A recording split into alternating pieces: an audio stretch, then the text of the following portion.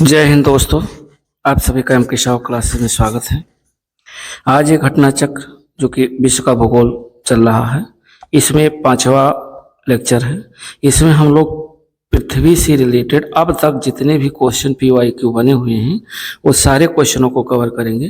तो दोस्तों एंड तक जरूर देखिएगा, रियल में जो तैयारी कर रहे हैं, और अपने मित्रों के साथ वीडियो को शेयर जरूर करिए ताकि इसका लाभ उन लोगों को भी मिल सके।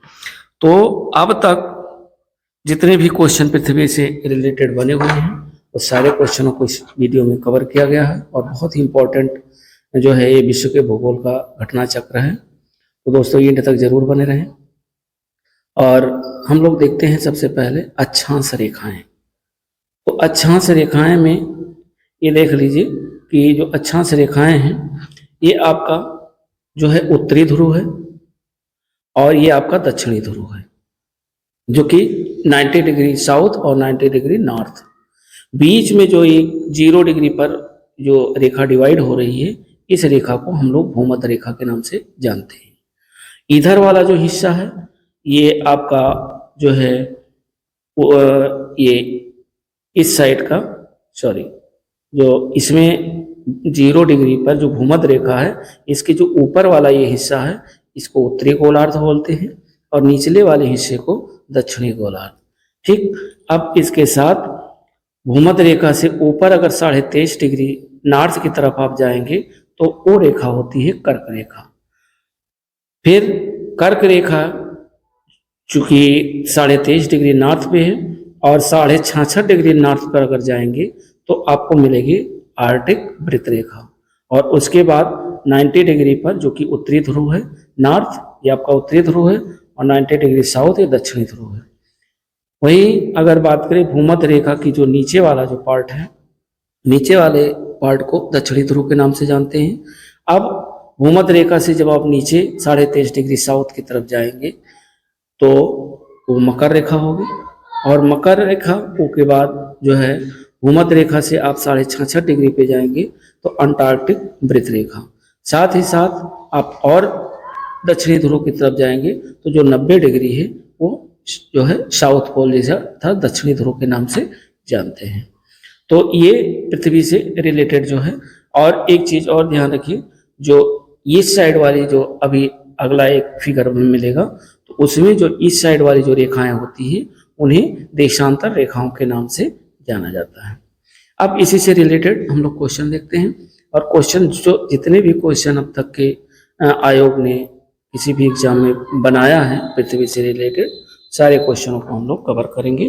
पहला क्वेश्चन कह रहा है कि एक स्थान की जो सही अक्षांशीय स्थिति हो सकती है वह है, तो वह क्या है? वो होता है 45 डिग्री जो है दक्षिणी अक्षांश, क्योंकि 91 डिग्री उत्तरी हो ही नहीं सकता, ये ऑप्शन गलत है।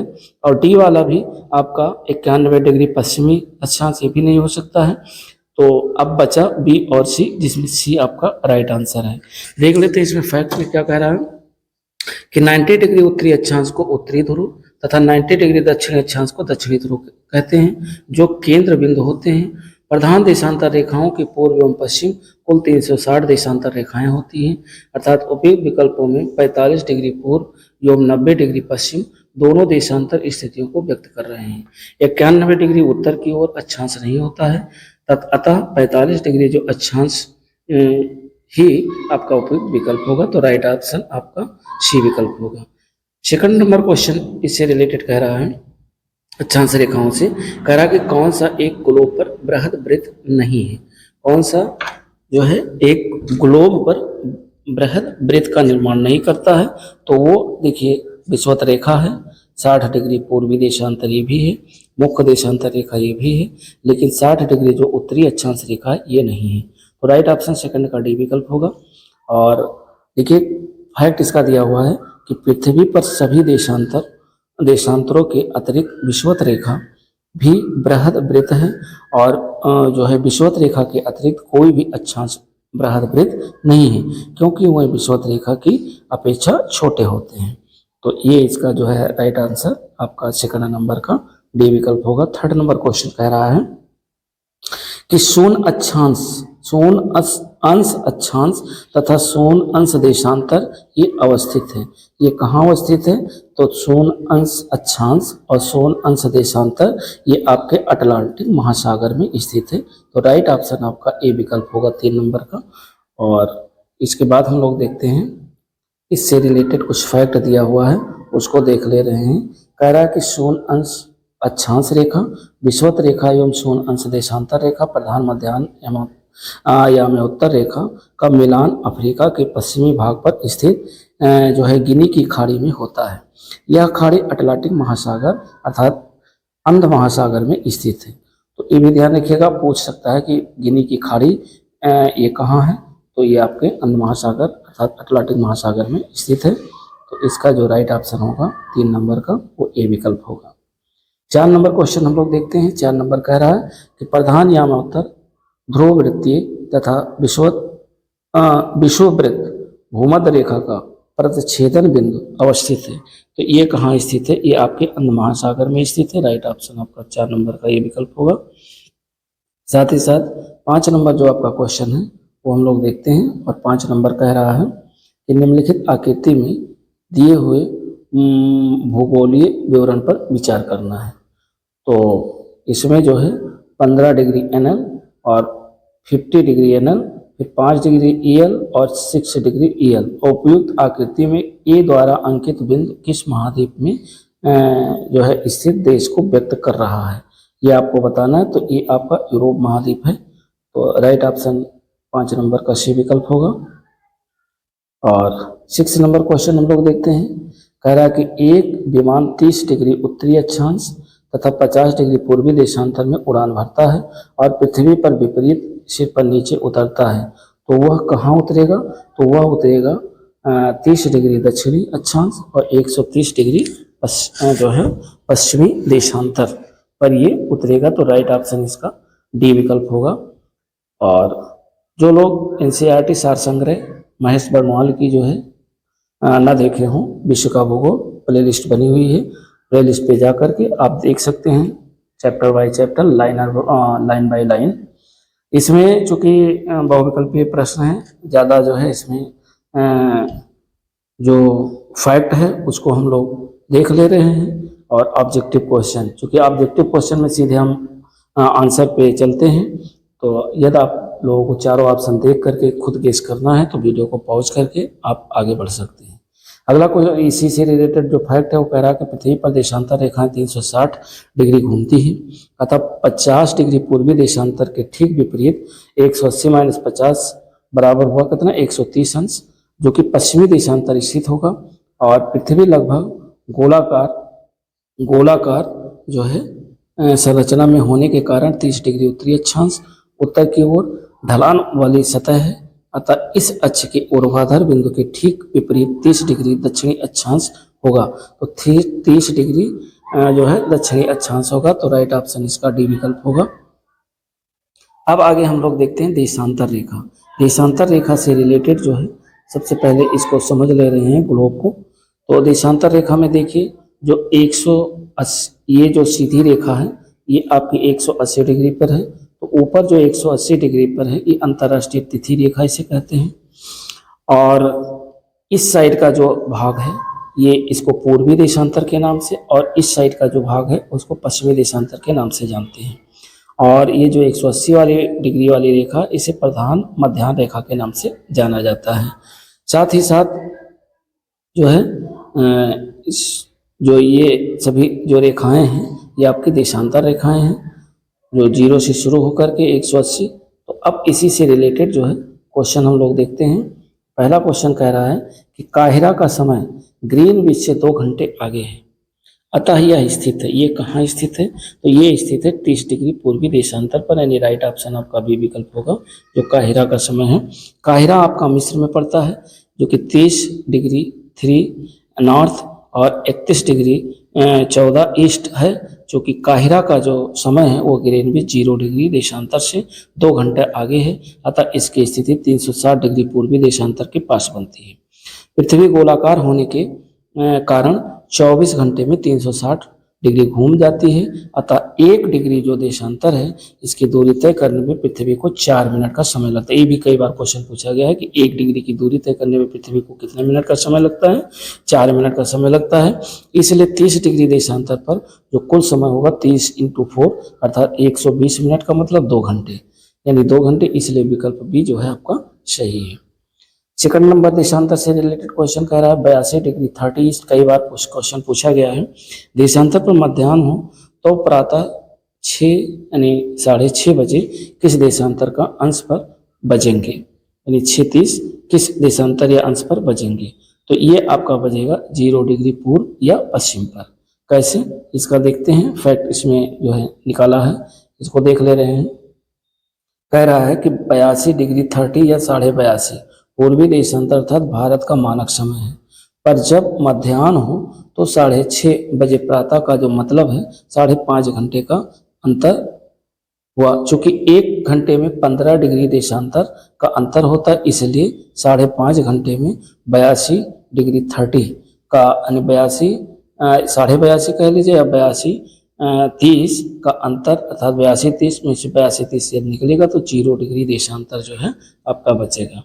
तो इस हिसाब से जो आपका ये क्वेश्चन है इसका राइट ऑप्शन सी विकल्प होगा, 0 डिग्री पूर्व या पश्चिम। आगे हम लोग देखते हैं जो अगला क्वेश्चन है वो कह रहा है कि यदि 2 स्थानों की स्थिति में 90 डिग्री देशांतर का अंतर है तब दोनों स्थानों के बीच जो है समयांतर क्या होगा। तो ये समयांतर होगा 6 घंटे का।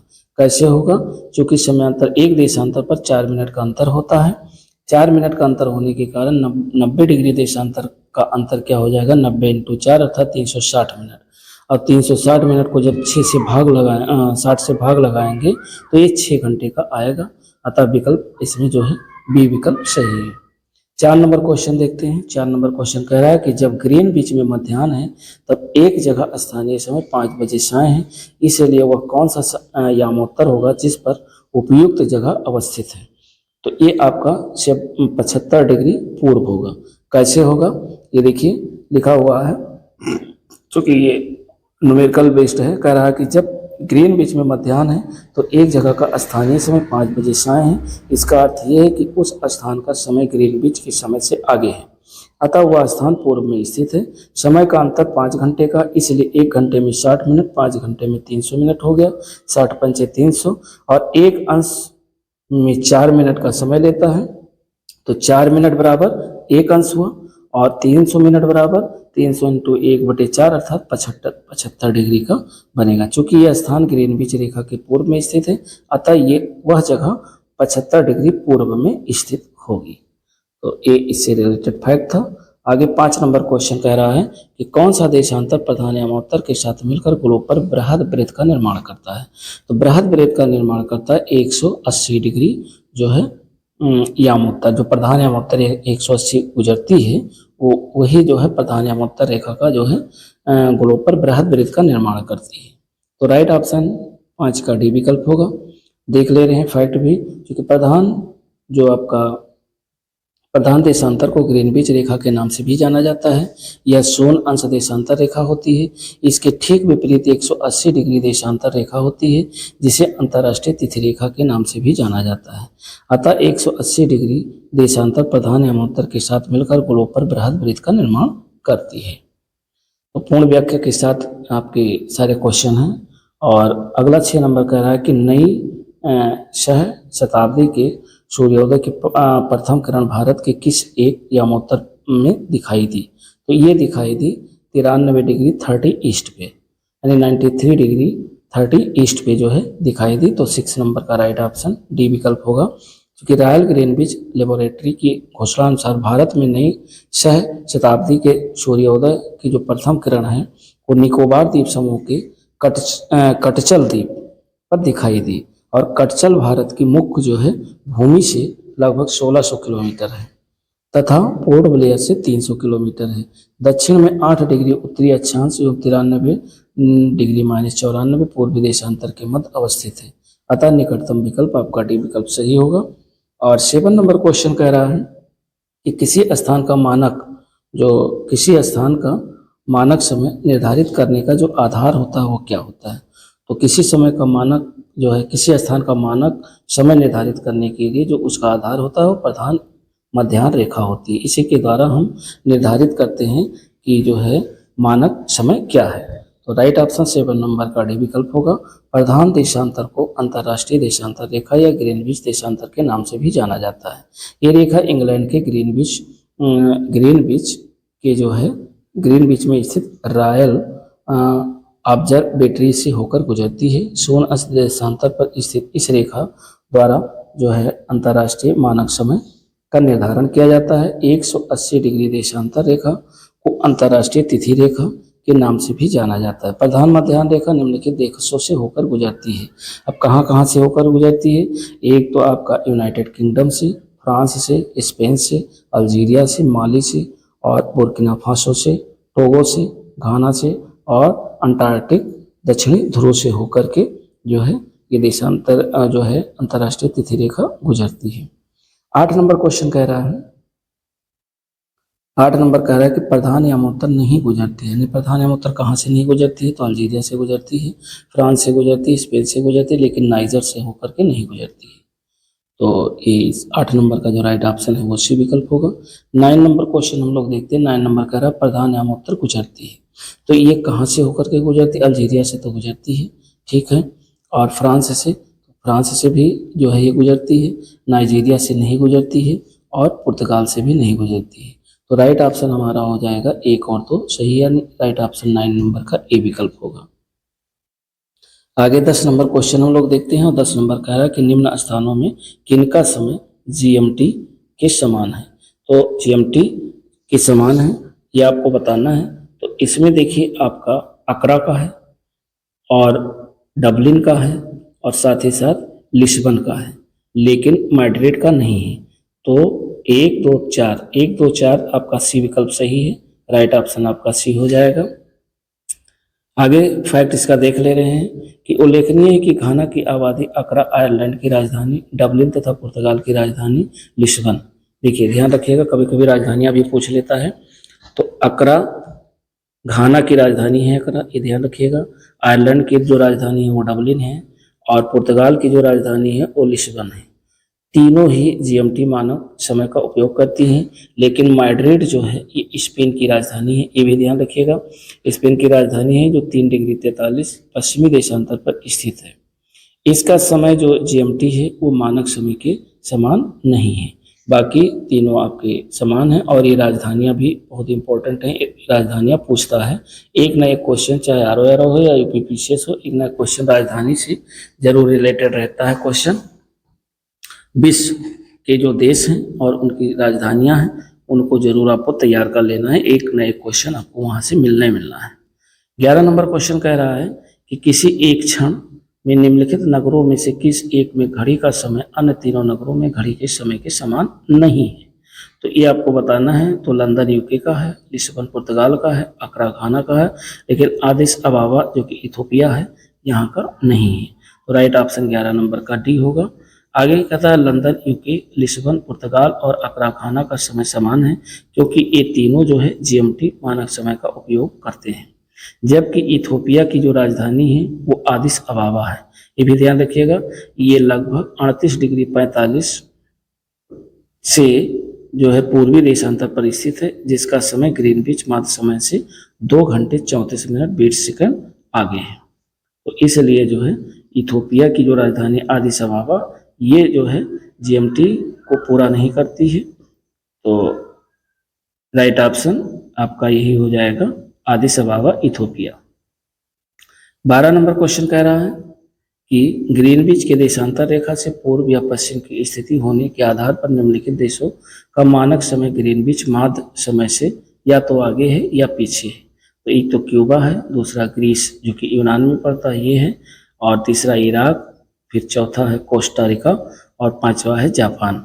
अब आगे कह ये रहा है कि ग्रीनविच माध्य समय से आगे से पीछे के क्रम की दृष्टि से देशों के मानक समय का निम्नलिखित में से कौन सा क्रम सही है। आपको क्रम लगाना है और इसमें राइट ऑप्शन आपका ए विकल्प होगा।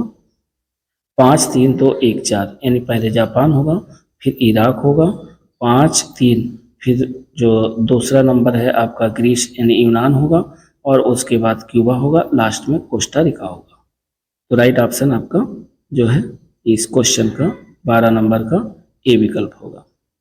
देख ले रहे हैं, इसमें कह रहा है जापान 9 घंटे आगे है, इराक 3 घंटे, और ग्रीस जो यूनान है 2 घंटे आगे है, क्यूबा माइनस में 5 घंटे, और कोस्टारिका माइनस में 6 घंटे।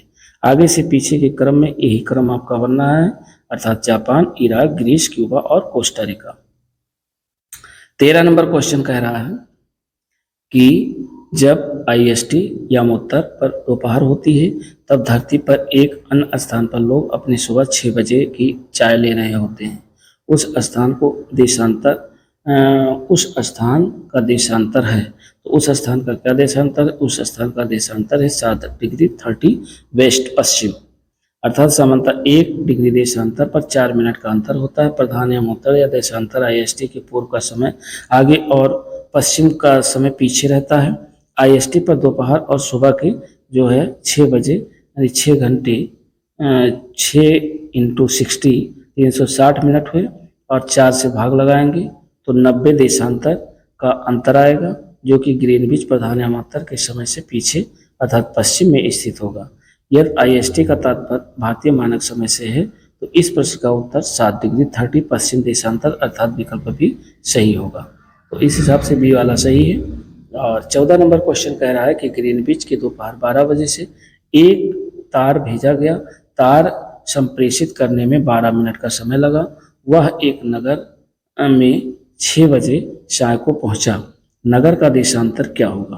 तो नगर का देशांतर 87 डिग्री पूर्व होगा। राइट ऑप्शन 14 का बी विकल्प सही है।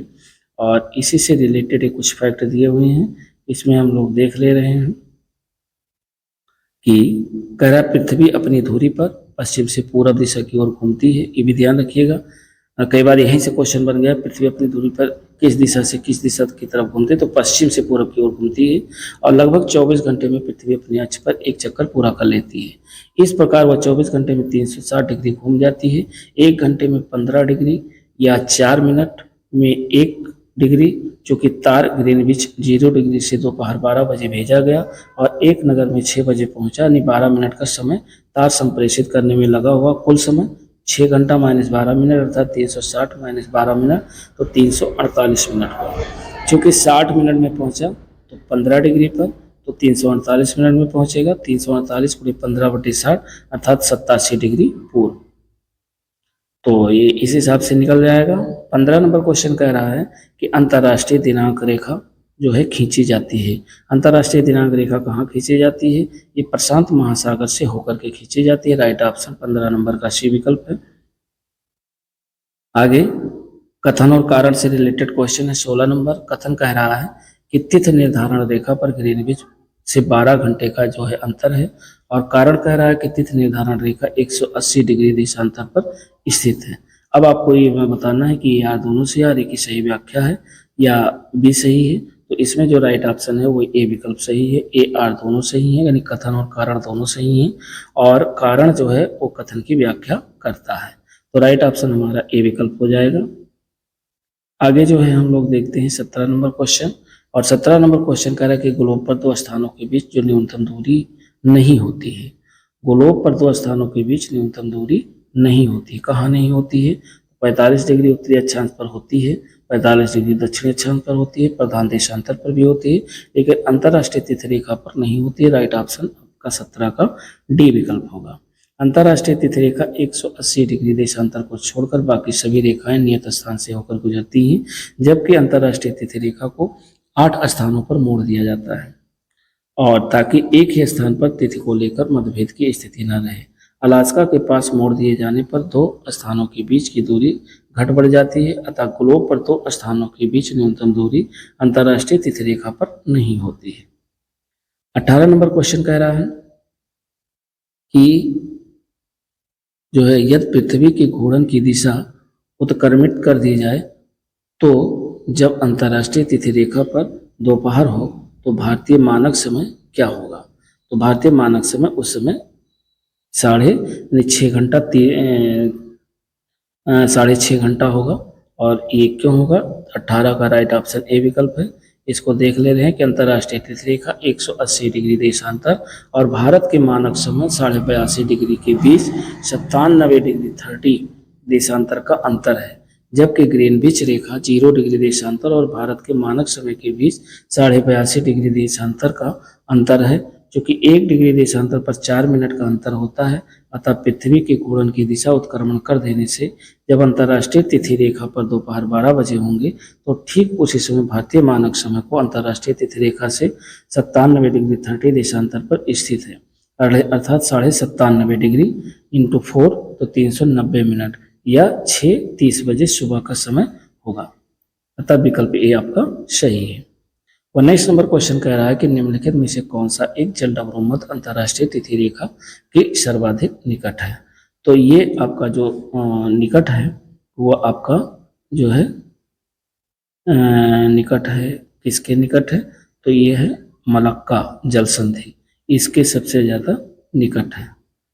जिब्राल्टर क्या कह रहा है कि एक जलडमरूमध्य अंतर्राष्ट्रीय तिथि रेखा के सर्वाधिक निकट है। तो इसमें देखते हैं, पहले पे कह रहा प्रधान मध्याह्न रेखा तथा ग्रीनविच रेखा 0 डिग्री देशांतर पर अवस्थित है। इनके पूर्व से पश्चिम से 180 डिग्री अंतर्राष्ट्रीय तिथि रेखा स्थित है। पूर्व तथा पश्चिम में 180 डिग्री के सर्वाधिक निकट का जो देशांतर अंतर्राष्ट्रीय तिथि रेखा के सर्वाधिक निकट है, अतः विकल्प में दिए गए जलडमरूमध्य के लगभग देशांतर नियमानुसार है। तो इसमें जो ये होगा मलक्का जो है वो 99 डिग्री 32 पूर्वी देशांतर और बेरिंग जो है 168 डिग्री 23 पश्चिमी देशांतर, फ्लोरिडा जो है 82 डिग्री 23 पश्चिमी देशांतर और जिब्राल्टर जो है 5 डिग्री 41 पश्चिमी देशांतर। स्पष्ट है कि जो बेरिंग जलडमरूमध्य है वो 168 डिग्री पश्चिमी देशांतर अंतर्राष्ट्रीय तिथि रेखा के सर्वाधिक निकट है। तो इसका जो राइट ऑप्शन होगा वो होगा बेरिंग जलडमरूमध्य, अर्थात 19 नंबर का राइट ऑप्शन बी विकल्प होगा, बेरिंग जलडमरूमध्य। आगे हम लोग 20 नंबर क्वेश्चन देखते हैं और 20 नंबर कह रहा है कि एक जहाज एल्युमिनियम द्वीप समूह के पूर्वी छोर से डच हार्बर की ओर जा रहा है। 1 जनवरी 1999 को 23 डिग्री 30 बजे यानी 23:30 डिग्री पे बजे जो है 180 डिग्री यमोत्तर को पार करता है। यमोत्तर को पार करने के समय से 1 घंटे की यात्रा करने के बाद जहाज का कप्तान अपनी डायरी से कौन सा समय और तिथि दर्ज करेगा। तो ये दर्ज करेगा जो है 2 बजे यानी 2:30 बजे जो है ये दर्ज करेगा। क्यों दर्ज करेगा, बी विकल्प इसका सही है। तो ये देख ले रहे हैं कि अंतर्राष्ट्रीय तिथि रेखा 180 डिग्री देशांतर का पूरी तरह अनुसरण नहीं करती है और राजनीतिक एवं आर्थिक रूप से संबद्ध क्षेत्रों को एक साथ रखने के लिए उसे कई स्थानों पर 180 डिग्री देशांतर से पृथक किया गया है। तदनुसार संपूर्ण अलास्का क्षेत्र जिसमें एल्युमिनियम द्वीप समूह, डच हार्बर दोनों आते हैं, को अंतर्राष्ट्रीय तिथि रेखा के पूर्व में रखा गया है। इस स्थिति के संदर्भ में अंतर्राष्ट्रीय तिथि रेखा जहाज द्वारा पार ही नहीं की जाएगी, अतः तथा 180 डिग्री यमोत्तर के पार करने के बाद भी दिन वही अर्थात 1 जनवरी 1999 ही रहेगा। इसके 1 घंटा बाद जहाज के कप्तान द्वारा जनवरी 2:30 पर दर्ज किया जाएगा। तो राइट ऑप्शन आपका बी विकल्प होगा। 21 नंबर क्वेश्चन कह रहा है कि पश्चिम की ओर यात्रा करने वाले एक जहाज के कैप्टन ने 90 डिग्री पश्चिमी देशांतर पर स्थानीय समय 10 बजे सोमवार लिखा। यदि उसके जहाज की गति वही रही तो पृथ्वी की घूर्णन की तो अंतर्राष्ट्रीय तिथि रेखा पर वह किस स्थानीय समय और दिन को प्राप्त करेगा। तो वो करेगा 10 बजे सोमवार। क्यों करेगा, क्योंकि पश्चिम की दिशा में यात्रा करने वाले जहाज के कैप्टन द्वारा 90 डिग्री पश्चिमी देशांतर पर स्थानीय समय 10 बजे सोमवार दर्ज किया गया। और आगे 22 नंबर क्वेश्चन कह रहा है कि किसी जहाज को सबसे कम समय में एक स्थान से दूसरे स्थान तक जाने के लिए निम्न में से किसे मार्ग बनाना चाहिए। तो ये देशांतर को मार्ग बनाना चाहिए। राइट ऑप्शन 22 नंबर का सी है। कह रहा किसी जहाज को एक स्थान से दूसरे स्थान तक कम समय में पहुंचने के लिए जो यात्रा है वो देशांतर के सापेक्ष करनी चाहिए। तो 22 नंबर का राइट ऑप्शन सी विकल्प होगा। 23 नंबर क्वेश्चन कह रहा है कि किसी जहाज का स्थानीय मानक समय 6 बजे प्रातः है, जब किसी ग्रीनविच ग्रीन टाइम GMT 3 बजे प्रातः है, तो उस जगह की देशांतर रेखा क्या होगी। उस जगह की देशांतर रेखा 45 डिग्री पूर्व होगी। अर्थात राइट ऑप्शन 23 नंबर का बी विकल्प होगा। 24 नंबर क्वेश्चन हम लोग देखते हैं। 24 नंबर क्वेश्चन कह रहा है कि निम्न में से कौन सा एक समय की प्राकृतिक इकाई नहीं है। तो समय की प्राकृतिक इकाई जो है मानक समय नहीं है, बाकी उष्णकटिबंधीय वर्ष है और चंद्रमास है, दिवस है। प्रश्नानुसार दिए गए विकल्प में मानक समय जो स्टैंडर्ड टाइम है का निर्धारण कृत्रिम रूप से किया गया है। उदाहरण 0 डिग्री देशांतर रेखा को प्रधान मध्याह्न रेखा के रूप में निर्धारित किया गया है और इसी प्रकार 82.5 डिग्री पूर्वी देशांतर रेखा को भारत का मानक समय जो है निर्धारित किया गया है, जबकि उष्णकटिबंधीय वर्ष, चंद्रमास तथा दिवस इस समय की प्राकृतिक इकाइयां हैं। अब हम लोग देखते हैं पृथ्वी। पृथ्वी से जो रिलेटेड है वो क्वेश्चन और देख ले रहे हैं। कह रहा है कि पृथ्वी की भूमध्य रेखा यानी भूमध्य रेखा से रिलेटेड जो क्वेश्चन अब तक बने हैं उनको देखते हैं। पृथ्वी की भूमध्य रेखा की कुल लंबाई कितनी है।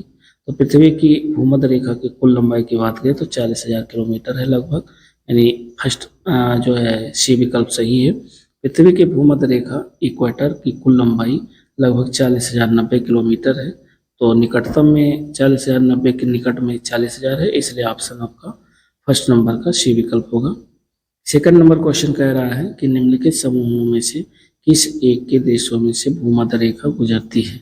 आपको ये बताना है कि किस देश से होकर भूमध्य रेखा गुजर रही है। तो कोलंबिया, केन्या और इंडोनेशिया, ये याद रखिए एकदम। कोलंबिया, केन्या और इंडोनेशिया से होकर के भूमध्य रेखा गुजरती है जो 0 डिग्री इक्वेटर पर स्थित होती है। ये जो है कोलंबिया, केन्या और इंडोनेशिया से होकर के गुजरती है। स्थल एवं जल पर विषुवत रेखा कुल 13 देशों से होकर के गुजरती है। और कौन कौन देश है? साओ टोम और प्रिंसिप, दूसरा गैबन और कांगो गणराज्य, कांगो लोकतांत्रिक गणराज्य, Uganda, Kenya, Somalia, Maldives, Indonesia और किरिबाती और इक्वाडोर और कोलंबिया अर्थात, और एक है ब्राज़ील। ये जो है देश आपकी विषुवत रेखा के कुल 13 देशों से होकर गुजरती है। तो ये ध्यान रखिएगा। स्पष्ट है कि जो इंडोनेशिया, कोलंबिया को समाहित करने वाला जो विकल्प है वो बी है। 3 नंबर क्वेश्चन कह रहा है कि निम्नलिखित में से किन देशों से होकर भूमध्य रेखा नहीं गुजरती है। नहीं आपको बताना है कौन से देश से होकर नहीं गुजरती है। तो गैबन से होकर के गुजरती है और सोमालिया से गुजरती है, लेकिन भूमध्य रेखीय गिनी से होकर नहीं गुजरती है और रवांडा से नहीं गुजरती है। तो ये आपका 3 नहीं पूछ रहा है, तो 3 और 4 से होकर नहीं गुजरती है। राइट ऑप्शन आपका डी विकल्प होगा 3 नंबर का। 4 नंबर कह रहा है जो कि भूमध्य रेखा पर ये भी आधारित है। कह रहा भूमध्य रेखा निम्नलिखित में से किस देश से होकर नहीं गुजरती है। तो भूमध्य रेखा जो है आपके मैक्सिको से होकर नहीं गुजरती है, बाकी केन्या से, इंडोनेशिया से, ब्राज़ील, केन्या, इंडोनेशिया, ब्राज़ील से होकर भूमध्य रेखा गुजरती है, लेकिन मैक्सिको से होकर के नहीं गुजरती है। 5 नंबर क्वेश्चन कह रहा है कि निम्नलिखित में से कौन भूमध्य रेखा पर अवस्थित है। कौन कौन से देश हैं जो भूमध्य रेखा पर स्थित हैं। तो भूमध्य रेखा पर स्थित देश आपका कोलंबिया है और दूसरा है केन्या। बाकी जो है ब्रुनेई ये नहीं है और न बेनलोजा, ये दोनों देश आपके भूमध्य रेखा पर स्थित नहीं है। कोलंबिया स्थित है और केन्या स्थित है भूमध्य रेखा पर। 5 नंबर के बाद तो 5 का जो राइट ऑप्शन होगा वो आपका बी विकल्प होगा। 6 नंबर क्वेश्चन कह रहा है कि भूमध्य रेखा गुजरती है। भूमध्य रेखा कहाँ से होकर के गुजरती है। तो भूमध्य रेखा केन्या से होकर के गुजरती है। राइट ऑप्शन सी विकल्प होगा। देखिए पूछे गए पीपीसीएल मेंस में, प्री में, दोनों में पूछा गया क्वेश्चन। 7 नंबर क्वेश्चन कह रहा है कि जिस अक्षांश पर वार्षिक तापमांतर न्यूनतम होता है वो क्या कहलाता है। तो जिस अक्षांश पर वार्षिक तापमांतर न्यूनतम होता है वह भूमध्य रेखा के नाम से जाना जाता है। राइट ऑप्शन 7 का ए विकल्प होगा। आगे हम लोग देखते हैं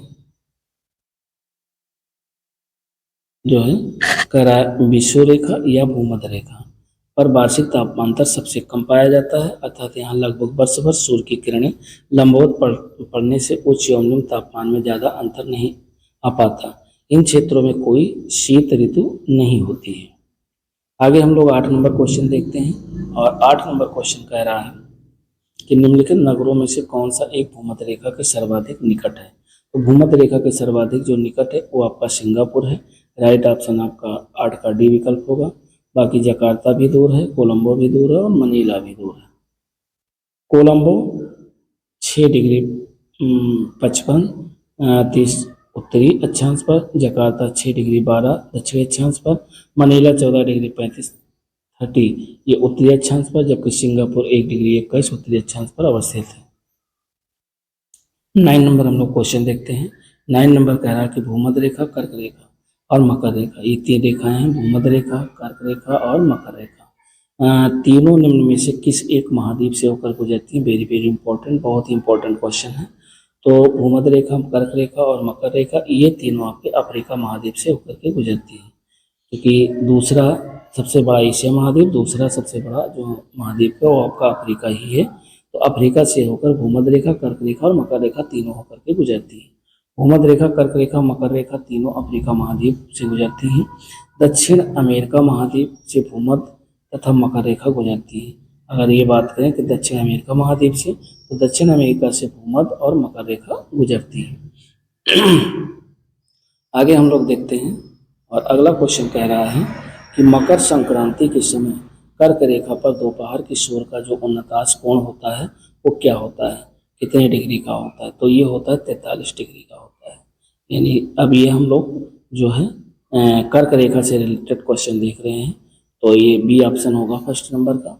और देखिए मकर संक्रांति 22 दिसंबर को उस समय होती है जब मकर रेखा पर सूर्य की किरणें लंबवत पड़ती हैं, ठीक। और चूंकि पृथ्वी अपने अक्ष पर 23.5 डिग्री झुकी हुई है, इसलिए मकर रेखा पर जब 90 डिग्री सूर्य का उन्नताश कोण होगा तो ठीक उसी समय कर्क रेखा पर 90 - 47 डिग्री अर्थात 43 डिग्री का जो है कोण बनेगा। मकर रेखा से कर्क रेखा के जो मध्य की दूरी है वो 23.5 डिग्री प्लस 23.5 अर्थात 47 डिग्री होगा।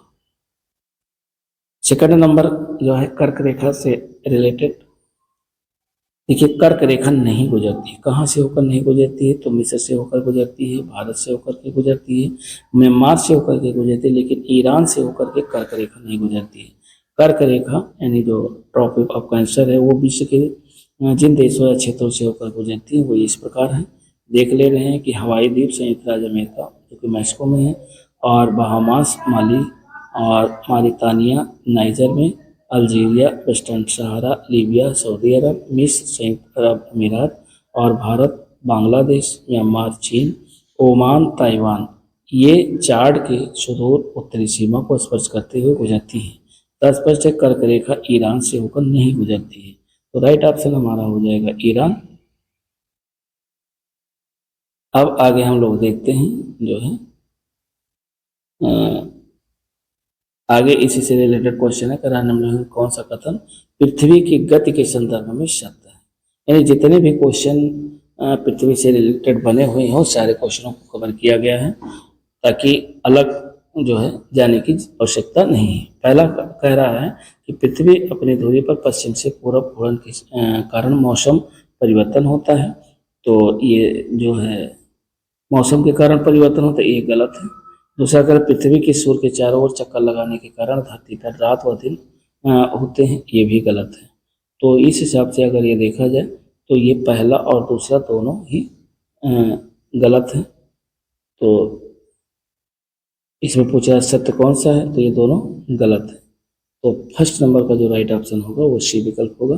पृथ्वी अपनी धुरी पर पश्चिम से पूर्व घूर्णन के कारण धरती पर रात और दिन घटित होते हैं, जबकि पृथ्वी के सूर्य के चारों ओर चक्कर लगाने के कारण धरती पर मौसम परिवर्तन होता है। जब चारों ओर चक्कर लगाते हैं तो इसके कारण मौसम में परिवर्तन होता है। सेकंड नंबर कह रहा है कि मकर रेखा नहीं गुजरती। मकर रेखा कहाँ से नहीं गुजरती है? तो बोलिविया से होकर के मकर रेखा नहीं गुजरती, बाकी अर्जेंटीना से गुजरती है, पराग्वे से गुजरती, ब्राजील से होकर के भी गुजरती है। 3 कह रहा है कि निम्नलिखित देशों पर विचार कीजिए, ऑस्ट्रेलिया, ब्राजील, नामीबिया और चिली। अब पूछा किन किन से होकर मकर रेखा गुजरती है, तो मकर रेखा आपको बताना है। तो ये ऑस्ट्रेलिया से होकर के गुजरती है, नामीबिया से होकर के गुजरती है, ब्राजील से भी गुजरती है और चिली से भी गुजरती है। तो मकर रेखा इन चारों देशों से होकर के गुजरती है, अर्थात 1 2 3 4 राइट ऑप्शन 3 नंबर का डी विकल्प होगा। आगे 4 नंबर कह रहा है कि जब सूर्य की किरणें मकर रेखा पर लंबवत चमकती है तब भारत में निम्नलिखित में से कौन सी घटना घटित होती है? तो पहला ऑप्शन कह रहा है कि उत्तरी पश्चिमी में उच्च वायुदाब विकसित होता है, यानी उत्तर पश्चिम भारत में उच्च वायुदाब विकसित होता है। यही आपका ऑप्शन सही है। राइट ऑप्शन 4 नंबर का ए विकल्प होगा। और इससे रिलेटेड कुछ फैक्ट दिया हुआ है, देख ले रहे हैं कि सूर्य की किरणें मकर रेखा 23 डिग्री 5 दक्षिणी अक्षांश पर लंबवत 21/22 यानी 21 और 22 दिसंबर को चमकती है।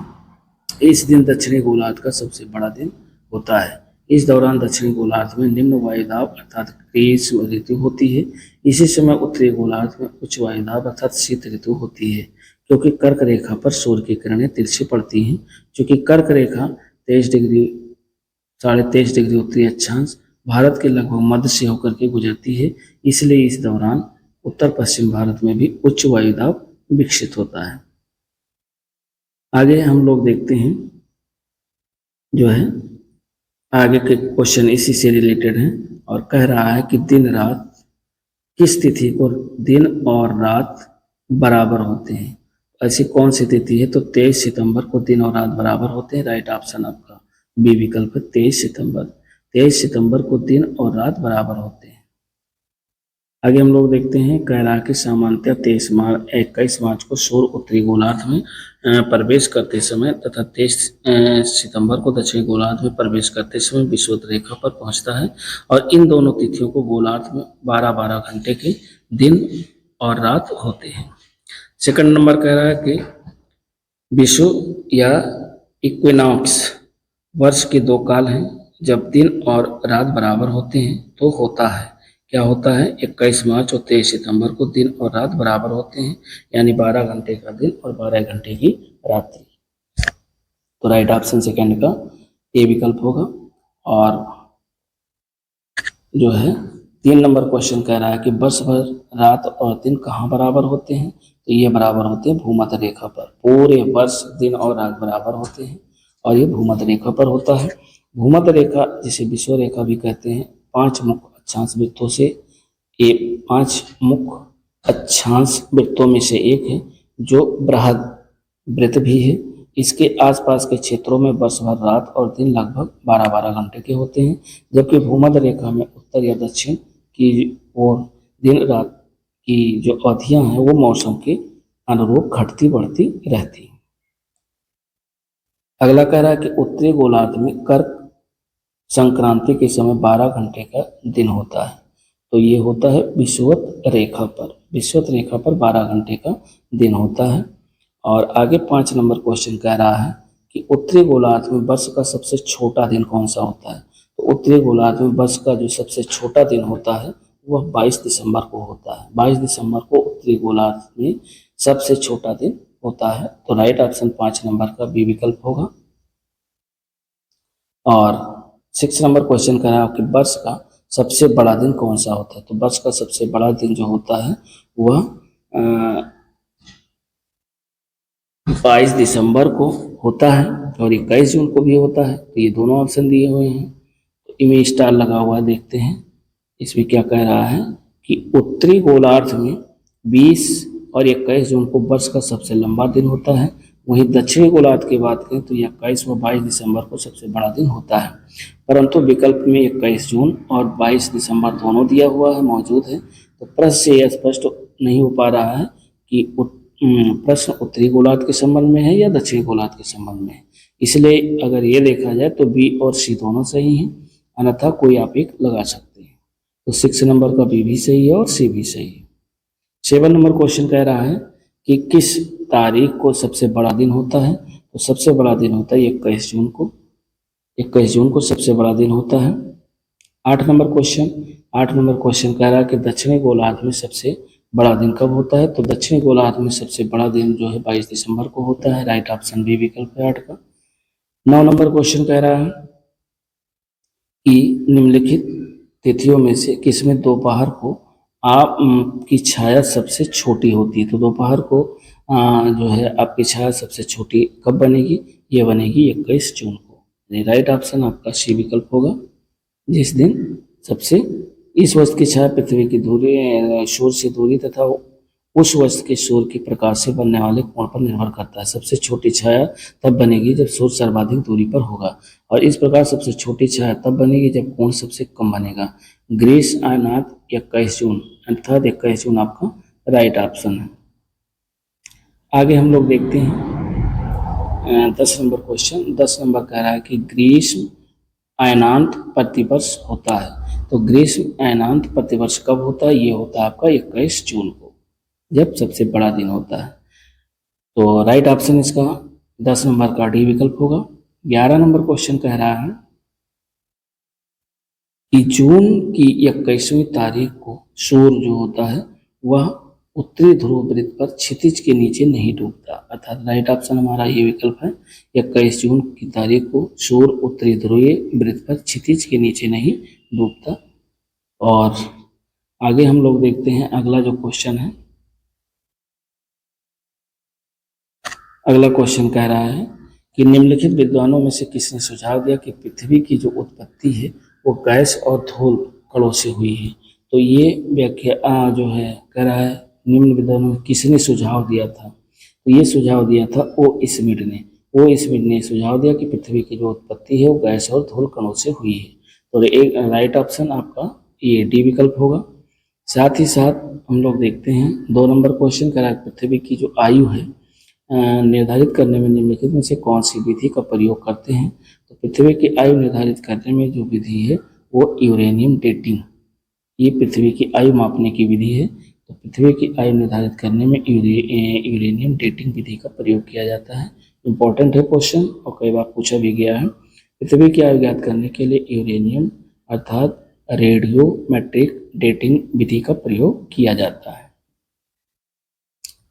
आगे हम लोग देखते हैं कि महान हिमयुग का जो संबंध है वो किससे है? तो महान हिमयुग का जो संबंध है प्लीस्टोसीन से। प्लीस्टोसीन से का जो संबंध है महान हिमयुग से है। महान हिमयुग पृथ्वी के इतिहास का एक ऐसा युग है जब बड़े पैमाने पर हिमाच्छादन हुआ, और यह प्लीस्टोसीन युग से संबंधित है। इस युग की शुरुआत लगभग 20 लाख वर्ष पूर्व हुई और यौन 10,000 वर्ष पूर्व तक चला था। आगे सेकंड नंबर क्वेश्चन कह रहा है कि निम्न में से किसे प्रायः लघु हिमालय माना जाता है? तो लघु हिमालय माना जाता है 1650 से 1870 ईस्वी के काल को लघु हिमालय की संज्ञा दी गई है। यानी 1300 से 1870 के काल को प्रायः लघु हिमालय माना जाता है। तो राइट ऑप्शन हमारा 2 नंबर का सी विकल्प होगा। फिर आगे आता है क्वेश्चन, डायनासोर का जो काल है वो आज से कितने वर्ष पहले था? तो डायनासोर का जो काल है वो आज से लगभग में 40 करोड़ वर्ष पूर्व था। और 4 नंबर क्वेश्चन कह रहा है 4 नंबर क्वेश्चन कह रहा है कि महाद्वीप अलग कैसे हुए? तो महाद्वीप जो अलग हुए वो विवर्तनिक क्रिया के कारण अलग हुए। तो राइट ऑप्शन 4 नंबर का जो है बी विकल्प होगा।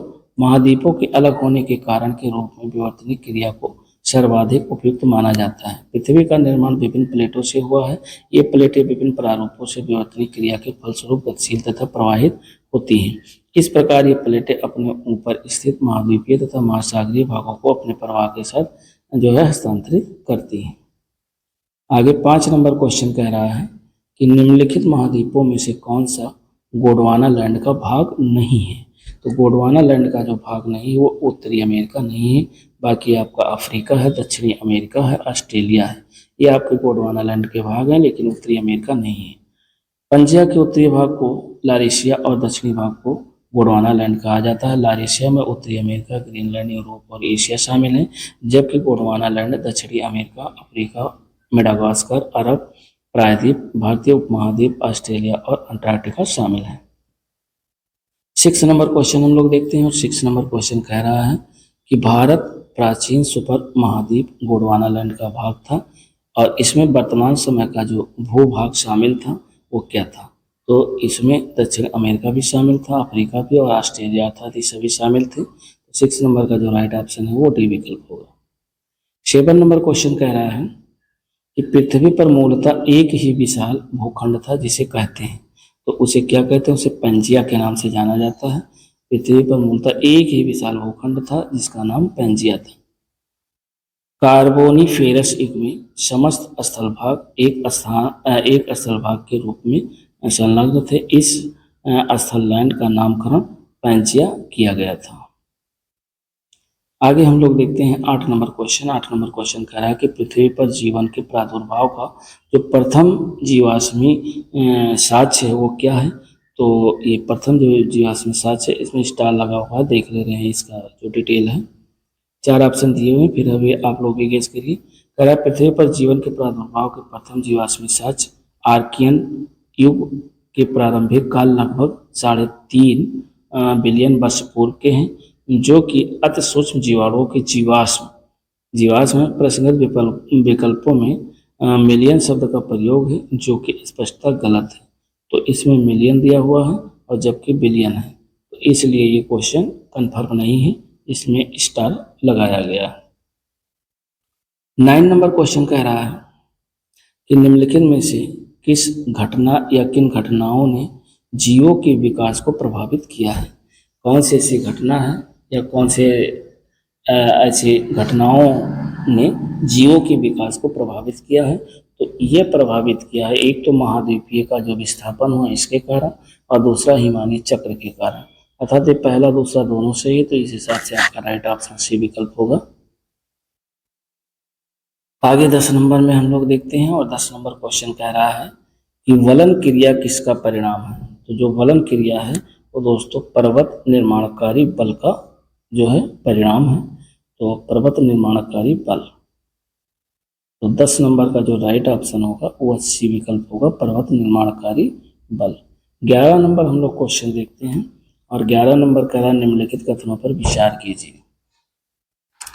तो इसमें क्या कह रहा है कि विद्युत चुंबकीय विकिरण, दूसरा भूतापीय ऊर्जा, तीसरा है गुरुत्वीय बल, चौथा है प्लेट संचलन, पांचवा है पृथ्वी का घूर्णन, और छठा है पृथ्वी का परिक्रमण। अब कह रहा है उपयुक्त में से कौन से पृथ्वी के पृष्ठ पर गतिक परिवर्तन लाने के लिए जिम्मेदार है। तो ये तो सभी है गतिक परिवर्तन लाने के लिए जिम्मेदार है, अर्थात 1 2 3 4 5 6। राइट ऑप्शन आपका डी विकल्प होगा, 1 2 3 4 5 6। आगे 12 नंबर क्वेश्चन कह रहा है, 12 नंबर कह रहा है कि सही कालक्रम में इसे व्यवस्थित करना है। सही कालक्रम में व्यवस्थित करना, पटपरा जमाओ, खेतौनही जमाओ, और बाघोर जमाओ, और सिंघावल जमाओ।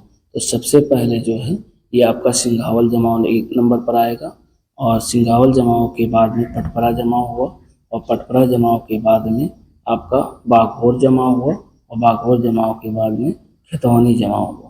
अर्थात 4 4 1 3 2 4 1 3 2 राइट ऑप्शन आपका बी विकल्प है। और देख ले रहे हैं इसके अंतर्गत फैक्ट, सिंघावल जमाओ ये निम्न पुरापाषाण काल से संबंधित है, पटपरा जमाओ मध्य पुरापाषाण काल से, बाघोर जमाओ ये उच्च पुरापाषाण काल से संबंधित है, और खेतौनी जमाओ जो है ये लघु पाषाण काल से संबंधित है।